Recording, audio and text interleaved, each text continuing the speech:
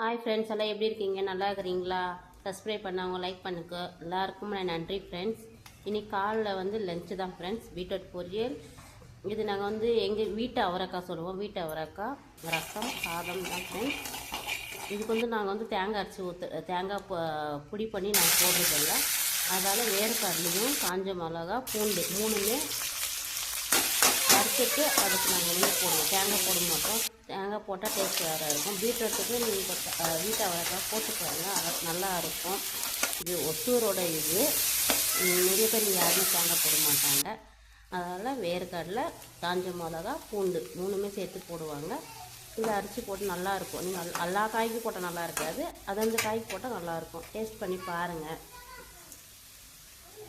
எல்லாம் சாப்பிட்டாச்சா? சப்ஸ்கிரைப் பண்ணுங்கள், லைக் பண்ணுங்கள். Bye friends.